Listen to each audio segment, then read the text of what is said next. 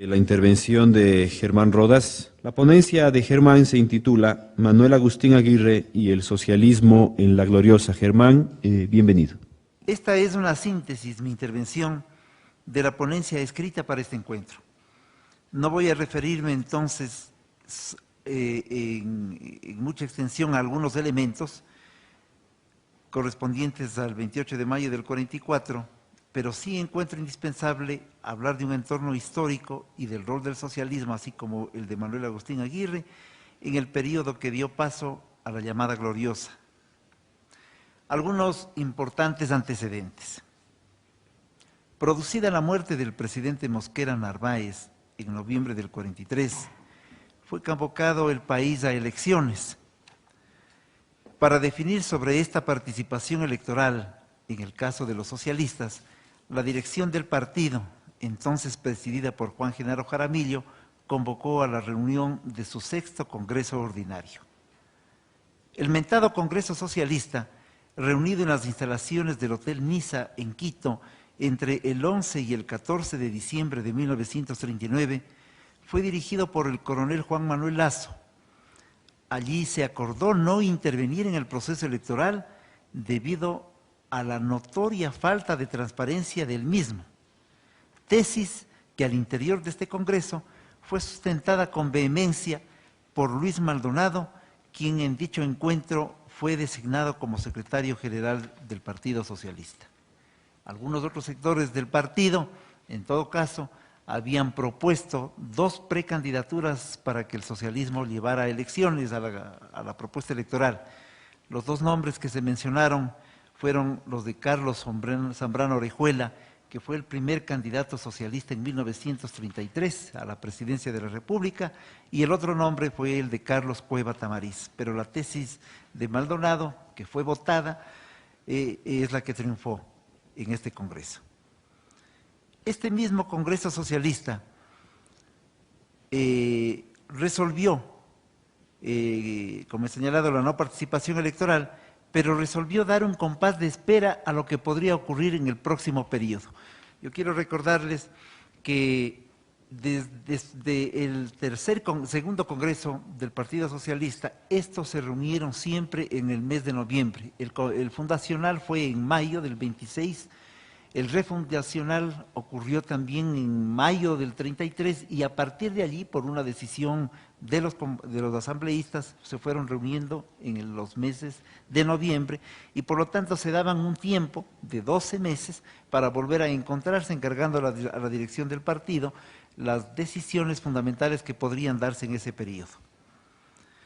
El proceso electoral de 1940 fue fraudulentemente adjudicado al candidato liberal Carlos Alberto Arroyo del Río, quien se preocupó desde el inicio de su mandato en cohesionar al bloque comercial y bancario que representaba. Construyó de esta manera un régimen antinacional paralelamente a un proceso de persecución selectiva inicialmente a sus opositores y entre ellos a lo que quedaba de lo que se denominó la vanguardia socialista revolucionaria, estructura que se había difuminado especialmente en las filas del ejército ecuatoriano. Yo quiero remarcar en esta persecución porque en los albores del 28 de mayo precisamente hubiera podido cumplir un rol muy importante de mantenerse una estructura de esta naturaleza que hizo mucha trascendencia en las Fuerzas Armadas. A pocos días de la posesión de Arroyo del Río, fue convocado un nuevo Congreso Socialista, con la finalidad de resolver sobre su postura política frente al régimen y definir los socialistas su participación electoral que había sido convocado para 1941, comicios en los que se debían designar a los nuevos miembros del Congreso Nacional.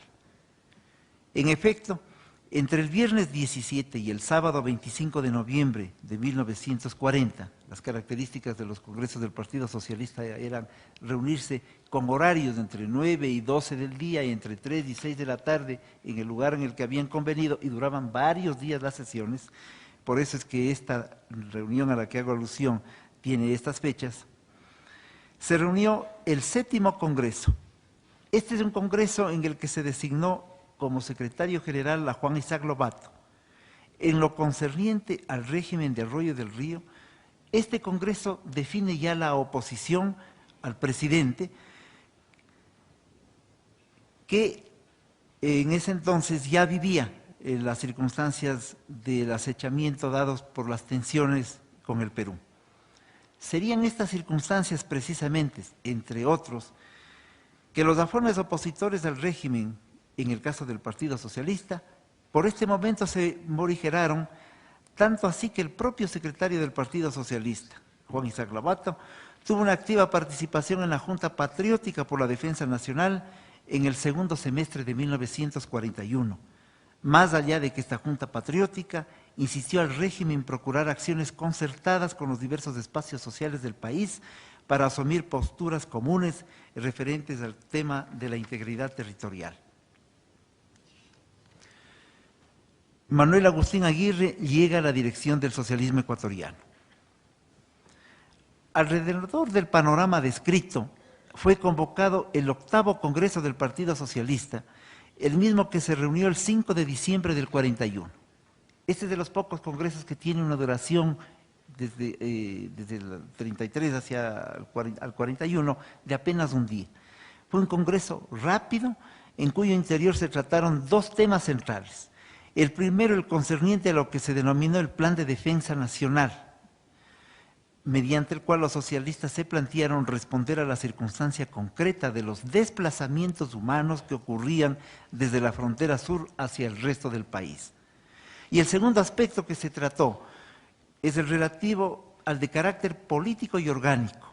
En esta materia el socialismo ratificó su línea de oposición a Arroyo del Río y designó por unanimidad como secretario general a Manuel Agustín Aguirre. En el año de 1942,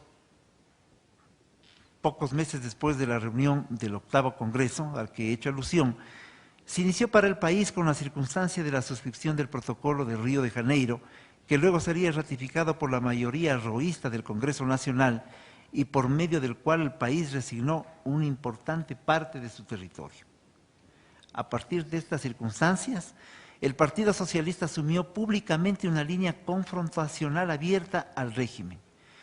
Tal determinación fue divulgada por el Partido Socialista mediante un documento público, publicado asimismo mediante una circular el 18 de febrero de 1942, documento firmado por Manuel Agustín Aguirre, contra quien casi de inmediato se inició una persecución desembosada, frente a cuya circunstancia Juan Isaac Lobato, que había sido designado también parte de la Dirección Nacional, debió asumir en más de una oportunidad la conducción de los socialistas ecuatorianos.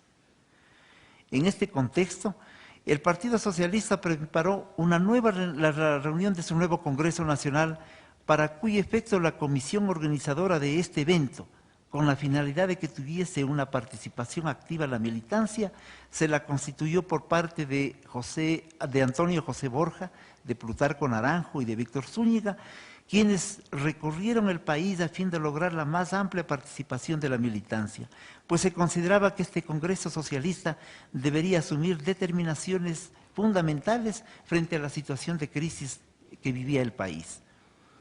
Así se reunió entre el 15 y 24 de noviembre del 42 el 9º Congreso del Partido Socialista. La reunión tuvo como objetivo fundamental analizar la situación coyuntural del país y contribuir en la construcción de un movimiento nacional que respondiera a la situación de crisis a la que había sido conducida la patria. La secretaría de ese Congreso la ejerció Gonzalo Olea Zambrano. Los debates del 9º Congreso se concentraron en un tema de enorme significación, planteadas por Aguirre: las alianzas de oposición que debían construirse frente al gobierno de Arroyo del Río. Aguirre defendió desde ese momento la visión de construir un frente de masas de carácter popular y de clase que fuera capaz de oponerse al régimen con movilización constante. Otros sectores del partido, especialmente representados en las figuras de Ricardo Cornejo, de Hugo Carrera Andrade y de Alfonso Calderón, plantearon desde este encuentro la necesidad de la unidad nacional, a mi entender, pluriclasista, para enfrentar al régimen. Sobre el tema referido, no hubo un acuerdo expreso ni explícito, y se encargó por esta circunstancia al propio Manuel Agustín Aguirre, electo nuevamente en este Congreso como secretario general, la redacción de una plataforma política para el período. El primer trimestre de 1943, luego de este Congreso Socialista, encontró a Manuel Agustín Aguirre atendiendo dos asuntos específicos. El primero, el referente a la participación electoral del partido ante la convocatoria para elegir al nuevo Congreso Nacional Ecuatoriano. Esto significó una serie de actividades de movilización de la dirección nacional para ir conformando lo que podrían ser las precandidaturas socialistas para esta participación electoral. La segunda preocupación de Aguirre giró alrededor de la coorganización del Congreso Obrero Nacional que debía realizarse a partir del 18 de marzo de 1943. Congreso que finalmente fue boicoteado por el régimen, el cual, frente a las protestas del socialismo, apresó a Juan Isaac Lobato y a Ezequiel Paladines. Se produjo en los días del encuentro de este Congreso Obrero Nacional la intromisión de agentes vestidos de civil que boicotearon insistentemente y que plantearon ante todo el que los temas referentes para tratar sobre la política del régimen y para asumir una posición frente a esas políticas no constaran en el orden del día. Y desde luego se produjo una circunstancia de boicot interno que terminó para que al día siguiente, el 19 de marzo, aparecieran cerradas las instalaciones donde se llevaba a efecto este Congreso y Arroyo del Río señalara que allí estaban reuniéndose una serie de gentes que tenían orientaciones internacionales y que podrían estar conspirando contra el bienestar de la patria. Pero frente a las presiones que he señalado de Lobato y de Paladines, el Congreso reaccionó, el Partido Socialista reaccionó, como reaccionó frente a la circunstancia de la clausura de este importante Congreso Obrero. ¿Cuál fue la respuesta? Fue la de definir su no participación en el proceso electoral convocado para elegir diputados y senadores que se hallaban marcha en el país. En tanto ocurrían estos sucesos, la oposición al régimen se volvía más evidente. Dicha oposición al mismo tiempo expresó la heterogeneidad de intereses y procedencia, pues en ella se identificaron grandes terratenientes, clericales de derecha, intelectuales liberales, estudiantes de todas las tendencias, socialistas, comunistas, conservadores, entre otros. Los opositores fueron definiendo como uno de sus objetivos el desplazar electoralmente al arroísmo. Para dar paso a esta idea central, se fundó el 13 de julio del 43 en Guayaquil la Alianza Democrática Ecuatoriana, cuyo manifiesto inicial lo suscribieron el Partido Socialista Ecuatoriano junto al llamado Partido Liberal Independiente, al Partido Conservador y el Frente Democrático Nacional. Luego adhirieron a ADE, el sector dirigido por el prestante militar Luis Larrea Alba, de Vanguardia Socialista Revolucionario, y el Partido Comunista. Yo diría que hábilmente adhirió luego el Partido Comunista, que fue uno de los promotores, junto con el Partido Conservador, para la construcción en Guayaquil de ADE. Respecto de esta constitución de ADE, Manuel Agustín Aguirre diría, abro comillas, a los terratenientes y burgueses enrolados en los partidos Conservador, Liberal Independiente y Frente Democrático Nacional, que carecían de las fuerzas necesarias para derrocar a la fracción comercial financiera arroísta en el poder, no les quedaba otra alternativa que aliarse con los partidos de izquierda, que vanguardizaban a las clases subalternas, obreros, campesinos, pequeña burguesía, para utilizarla en su lucha fraccional por una parte y por otra, controlar desde dentro el movimiento revolucionario que se dibujaba en el horizonte.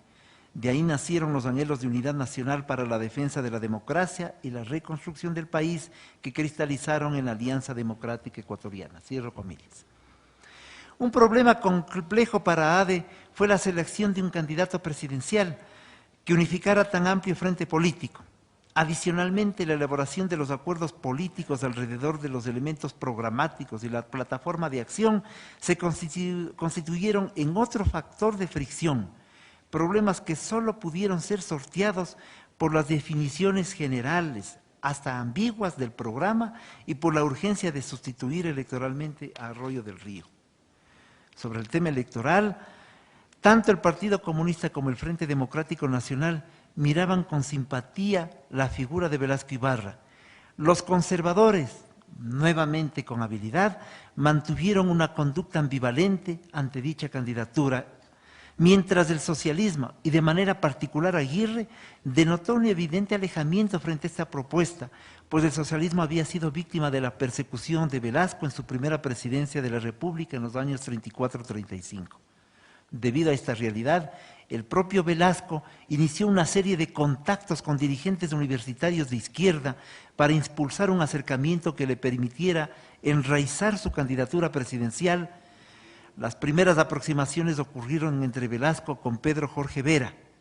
Pedro Jorge Vera se arrepentiría luego de esta circunstancia y diría: yo me siento culpable, si hay culpables de haber traído unas cartas y de ser intermediario entre Velasco y ADE. Pero estas cartas, insisto, fueron traídas tanto por Pedro Jorge y por su hermano Alfredo, ambos militantes comunistas, quienes tuvieron una importante incidencia y quienes tenían entonces una importante incidencia en los sectores universitarios. Las primeras voces socialistas en favor de Velasco Ibarra. Es imprescindible señalar que en el movimiento estudiantil universitario la figura de Velasco fue cobrando una fuerza inusitada. Sobre este particular, el prestigioso académico Plutarco Naranjo, en una larga entrevista que yo sostuviera con él para un trabajo, para un libro mío que se denominó El socialismo casa adentro, afirmó, abro comillas: para los estudiantes universitarios, la figura de Velasco Ibarra se nos presentó como la de un hombre indispensable. Habíamos iniciado ya algún contacto epistolar con Velasco, quien se encontraba en Santiago de Chile, en donde ejercía una cátedra universitaria. Más tarde viajaron dos de nuestros dirigentes, Guillermo Lazo y Alejandro Segovia, para entrevistarse personalmente con él. Llegamos a la conclusión unánime que ante la lentitud con la que se movían los partidos políticos, todos adversos al gobierno de Arroyo del Río, teníamos nosotros, los estudiantes universitarios, que lanzar la candidatura de Velasco. Así lo hicimos en un manifiesto público que suscribimos todos los dirigentes. La candidatura de Velasco quedó lanzada oficialmente por el sector estudiantil. En un primer momento no contó con el respaldo declarado de los partidos políticos. El pueblo, en cambio, lo acogió en forma calurosa. Estudiantes y pueblos constituimos una fuerza arrolladora. Cierro comillas, este es el testimonio de Plutarco Naranjo. Y estoy hablando del mismo Plutarco Naranjo, quien hacia fines de 1945 acudió al Palacio de Gobierno en representación de estos mismos estudiantes y de estos mismos sectores para pedir una audiencia a Velasco Ibarra y solicitarle a él la renuncia a la presidencia de la República. Velasco le recibió junto al ministro de Gobierno, la carta la retuvo el ministro de Gobierno, el presidente le preguntó a Plutarco Naranjo: ¿a esto venía, señor? Él le dijo: sí, presidente, a esto vine, y el otro le dijo: entonces hasta luego, señor. De todas formas, no hubo sabatina en contra de él al siguiente sábado. Como decía, el manifiesto de los estudiantes universitarios al que se refiere Naranjo circuló el 31 de julio de 1943. Empero, ADE no se pronunció sobre dicha candidatura, pues habían convenido que en cualquier decisión en tal sentido la asumirían de manera unánime los integrantes de dicha coalición política, de manera colectiva. La candidatura de Velasco, no obstante, se oficializó cuando el propio Velasco contestó a los universitarios que tercería electoralmente una vez que ellos así lo habían pedido, más allá de la que propia ADE le solicitara a Velasco que retirara su candidatura, como paso previo para establecer un acuerdo político electoral, asunto al que se negó el mentado precandidato presidencial, tanto más que se había constituido el Comité Central Electoral de Velasco Ibarra, presidido por el socialista Benjamín Carrión, además de José María Plaza y Camilo Ponce. Fueron vicepresidentes de ese comité el dirigente comunista Primitivo Barreto, Amable Páez y Juan José León. Cuando los acontecimientos ocurrían por el andarivel que he señalado, el Partido Socialista convocó a su 10º Congreso, el mismo que se efectuó en Quito entre el lunes 15 hasta el sábado 20 de noviembre de 1943. Entonces, en esta cápite hablaré del Partido Socialista frente a la candidatura velasquista hacia finales del 43 y la reiteración de dos concepciones políticas. A pesar de que algunos socialistas y muchos de sus importantes figuras habían optado ya por la candidatura de Velasco, y habida cuenta que al interior de ADE el secretario general del partido había aceptado con resquemores la candidatura de Velasco, el 10º Congreso se confrontaron de manera abierta posiciones contrarias. Tanto así que previa a la reunión, durante el primer día, el lunes 15, Manuel Agustín Aguirre instaló varias sesiones de trabajo que no eran las del Congreso, con el objeto de sistematizar algunas intervenciones y yo diría que de buscar algún elemental consenso sobre lo que habría de ser el desarrollo de ese Congreso. El ambiente fue intenso desde el primer momento. Las reuniones preparatorias parece que no dieron paso a ningún acuerdo y efectivamente el Congreso entró a trabajar desde el día martes 16 con el ritmo acostumbrado de los debates internos de esta estructura partidaria. Manuel Agustín Aguirre había preparado un muy importante informe para este encuentro. Allí, en su informe, dio a conocer de la lucha del socialismo en contra del Arroyo del Río, de lo que había significado la persecución a muchos de sus militantes, evidentemente la clausura del Congreso Obrero, etcétera, y fundamentalmente a lo que ya había sido la presencia del socialismo en ADE. Señaló Aguirre las condiciones en las que había aceptado inicialmente la candidatura de Velasco y la urgencia, eso sí, de derrotar a lo que él llamaba un régimen oligárquico, feudal, nazi-fascista al de Arroyo del Río. Los debates del Congreso para analizar el informe de Aguirre fue la temática de los siguientes días del encuentro de los delegados al Congreso Socialista. Las posturas fueron disímiles y por ello la resolución de que la próxima directiva partidaria tratara el asunto y asumiera la responsabilidad del proceso en ciernes no hace sino demostrar las preocupaciones frente a un tema crucial respecto del cual Aguirre insistió que cualquier candidatura debería responder a una línea de acción programática de izquierda. Aguirre, en dicho informe, dio clara demostración de su visión política en el sentido de constituir un frente unido del pueblo que reivindicara sus más sentidas expectativas. En una entrevista a la académica Silvia Vega en mayo de 1987 sobre este particular, entrevista hecha a Aguirre, el dirigente socialista dijo que hubo posturas disímiles a su posición, abro comillas. El ala de derecha del socialismo tenía otros objetivos al constituir un frente patriótico de unidad nacional. Ese señuelo que utiliza la burguesía para arrastrar y engañar a las masas trabajadoras y al pueblo. Cierro comillas. Los señalamientos de Aguirre al 10º Congreso, así como sus apreciaciones posteriores, no dejan la menor duda de la existencia histórica al interior del socialismo de dos concepciones de lucha política, expresadas con mayor claridad en ese momento. La primera, que luego habría de expresarse a sí mismo en lo que fue la fundación del Partido Socialista Revolucionario en la década de los años 60 del siglo anterior y cuya tendencia se ha revitalizado en el último periodo, ha impulsado el Frente Unido del Pueblo para promover con autonomía de clase y sin subordinación a los gobiernos de turno un proceso de acumulación, organización y unidad de los sectores sociales fundamentales para construir una alternativa profundamente democrática y radicalmente transformadora. La otra posición al interior del socialismo, constatada también en estos días cuando se conmemora el 70 aniversario de la revolución que no fue, fija como táctica principal el colaboracionismo con los regímenes autoproclamados de cambio bajo la argumentación extremadamente subjetiva de tener al frente, entre comillas, gobiernos en disputa. Esta percepción ha llevado a este sector socialista también al apoyo y subordinación a las posiciones de ciertos dirigentes y caudillos. Aquí quiero hacer una reflexión muy corta.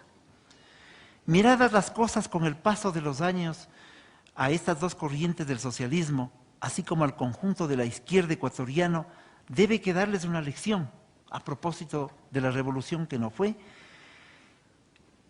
Lección que podría traducirse de esta manera: no se puede actuar detrás de un caudillo, menos si no pertenece a la tendencia, al menos. Tomar prestadas a personajes que construyen eslóganes en vez de doctrina fue una de las causas para que la revolución de hace 70 años no tuviera la condición de tal. Entre estas dos corrientes, la revolucionaria y la colaboracionista, tuvo que actuar Aguirre, no sin dejar de evidenciar su postura política y la adscripción a una de estas corrientes, la socialista revolucionaria.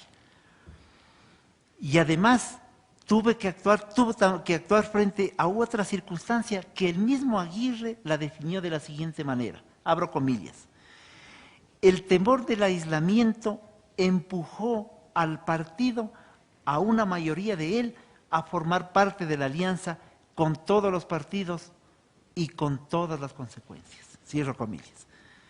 Por ello, si bien el 10º Congreso del partido no definió públicamente su postura de respaldo a la candidatura de Velasco, las circunstancias ocurridas al interior de dicho Congreso formaron parte de una disposición que meses más adelante, el 21 de marzo, se concretó en el apoyo de Velasco por parte del socialismo, ya en las acciones concretas. Un hecho de enorme significación se produjo en este 10º Congreso del Partido Socialista. En la sesión del jueves 18 de noviembre, cuando ella era dirigida por Manuel Benjamín Carrión, se recibió en comisión general al Comité Central Electoral pro candidatura presidencial de Velasco Ibarra. En tal oportunidad, uno de sus delegados no solo saludó al evento partidario socialista, sino que exhortó a los congresistas a levantar una sola candidatura presidencial que acabara con los fraudes electorales y que permitiera el desarrollo de una democracia en cuyo contexto se podrían vigorizar las organizaciones políticas doctrinarias como el socialismo.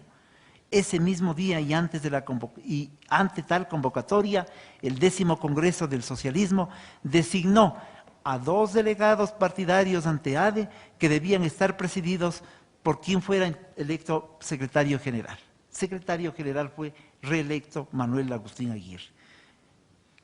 Es notoria la apertura del doctor Carrión, que era el presidente del Comité Electoral velasquista, para dar apertura en la sesión del Partido Socialista para que intervinieran, entre otros, Primitivo Barrete y Amable Páez.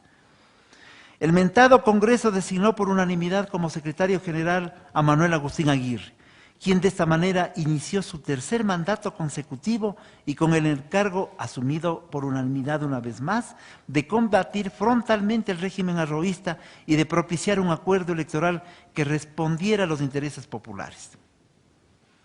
El socialismo ecuatoriano en la gloriosa. En el año de 1944, se inició con la decidida movilización estudiantil universitaria a favor de Velasco Ibarra y en contra de Arroyo del Río, a propósito de conmemorarse el 2º aniversario del llamado Protocolo de Río de Janeiro. Velasco Ibarra, para facilitar sus contactos con los diversos grupos que pudieran respaldarle en su perspectiva política, se trasladó en el mes de febrero desde Santiago de Chile a Colombia. Frente a todas estas vicisitudes, se constituyó el Buró Político de ADE, del cual formaba parte el secretario general del socialismo ecuatoriano, el mismo que resolvió entrevistarse con Velasco Ibarra en Ipiales.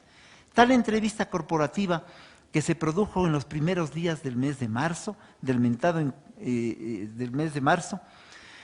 este mentado encuentro y con lo concerniente a las preocupaciones, diría Aguirre posteriormente: le hice un sucinto panorama de la situación del Ecuador y las fuerzas en lucha, insistiendo un tanto en la situación económica. El doctor Velasco me escuchó con atención y luego me dijo: doctor Aguirre, usted es todavía joven y no sabe que para gobernar no se requieren ni planes ni programas. La intuición, señor, la intuición es lo que guía a uno de aquí para allá y más allá. Tengo que confesar, dice Aguirre, que mi desilusión fue total Era un hombre de derecha y no encontré nada de aquello que alguna vez, con cálculo oportunista, dijera Velasco: mi alma está en la izquierda. En las breves memorias sobre la Revolución de Mayo del 44, Aguirre señala además: las cosas habían ido demasiado lejos y no se podía volver atrás. La única posibilidad salvadora era la de enraizarse en el movimiento de masas, acentuar la organización de los comités, aunque no con intención electorera, sino más bien insurreccional, ya que en el partido nadie pensaba en el triunfo electoral frente al seguro fraude en favor del candidato oficial.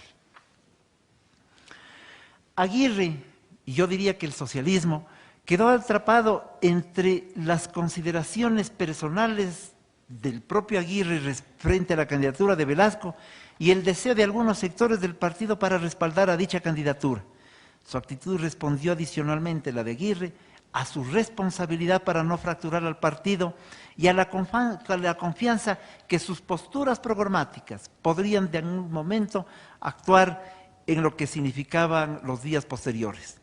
La crisis política y económica estructurales condujeron al país a lo que se conoce como la gloriosa de Mayo, no me voy a detener en aquello, la cual se precipitó desde Guayaquil. Esto sí es importante, como se ha indicado aquí, porque se hablaba ya del nuevo fraude en favor de la candidatura liberal, así porque varios de los asesinatos que señaló Enrique habían provocado en diversos lugares del país una reacción ascendente, y debido también a varios comentarios que señalaban que el país estaba por ceder la isla de Matapalas al Perú. Estas circunstancias enardecieron al país y se produjeron los hechos que estamos comentando. Entre el 28 y el 30 de mayo, en medio de una creciente movilización popular, dinámica y masiva, el socialismo formó parte del derrocamiento del rollo del río. Hay varias circunstancias en las que intervino activamente, más allá de que, como lo reconocieron algunos de los protagonistas, no hubo un nivel de cohesión de información oportuna para que se produjeran acciones concertadas.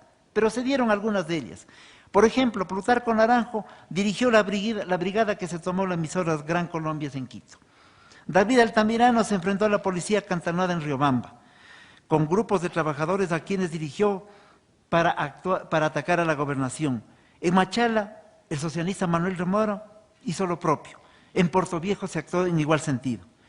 Fueron momentos de enorme significación en el levantamiento popular que, por carecer de una dirección revolucionaria de la acción concreta de ese momento, dejó en las primeras horas de la insubordinación popular, dejó la posibilidad de escapara la posibilidad de una acción radical con objetivos que estuvieran más allá de provocar tan solo la caída de Arroyo del Río. La vanguardia socialista revolucionaria sería muy importante para lo que yo estoy señalando.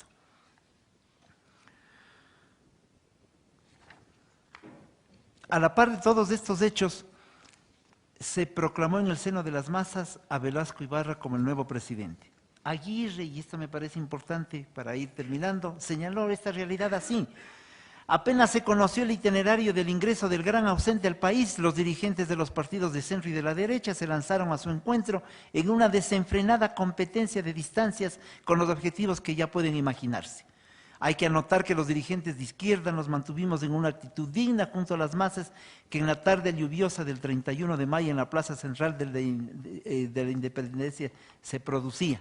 Sobre eso hay un testimonio de Plutarco Naranjo que ha entregado precisamente a la universidad, que señala que Julio Teodoro Salem, en medio de la lluvia, le entregó a Velasco Ibarra el paraguas y le dijo: en este paraguas está el cariño de este pueblo y está entregado el poder.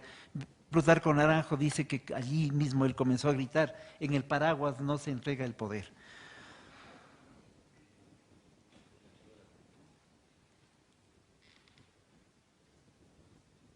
Con todo, hablando ya de los sucesos ocurridos del 28, se conviene celebrar una sesión a las 8 de la noche de ese mismo día en el Palacio de Gobierno. Mientras esperábamos la sesión, dice Aguirre, y atendíamos llamados de provincias del partido para organizar otros asuntos, tuvimos conocimiento por la prensa que nos dieron a conocer que el doctor Velasco ya estaba reunido en la casa del doctor Camilo Ponce, que el gabinete ya estaba conformado y que también se había nombrado al socialista Alfonso Calderón. Estos acontecimientos provocaron enorme preocupación y hasta cierto grado de indignación en Aguirre, debido a lo cual el mentado dirigente socialista pidió a Velasco una reunión urgente para el 1 de junio, la misma que se realizó ese día, y allí Aguirre tuvo otra confrontación con Velasco. No solamente reclamó el cargo entregado a Alfonso Calderón, que ejerció uno de los ministerios, sino el hecho de que había sido convocado la Asamblea Constituyente. Aguirre era de aquellos que creía, y lo dice en otro texto, que había que esperar una acción de los sectores sociales y populares que cambien y modifiquen la correlación de fuerzas para ir a una constituyente, y que esta constituyente convocada de esta manera, si bien finalmente pudo haber sido favorable para los sectores progresistas, era una de las nuevas sorpresas con las que Velasco había actuado frente al conjunto de los miembros de ADE. Ante todas estas realidades, y una vez que el 2 de junio se convocó a la Asamblea Constituyente para que ésta se reuniera el 10 de agosto, previa a la realización del proceso eleccionario que debía cumplirse el 23 de julio, Aguirre desarrolló una serie de acciones para llevar por las provincias ya no siquiera la propuesta socialista, sino el programa mínimo de ADE que creían que debía impulsarse en este periodo. Yo quisiera concluir señalando que la revolución que no fue, bajo los contextos señalados, también debe entenderse como un hecho que demuestra los límites de un proceso que buscó tan solo el recambio de un gobierno valiéndose de la figura de un caudillo, que posteriormente y de manera adicional quedaría supeditado a la institucionalidad y además atrapado en medio de un entorno internacional que demandaba claros alineamientos geopolíticos luego de la posguerra mundial, cuyo marco general es importante hacerlo relación para tener claros también los comportamientos, las dubitaciones que se produjeron en el grupo de ADE, pero fundamentalmente ya en el gobierno de Velasco Ibarra.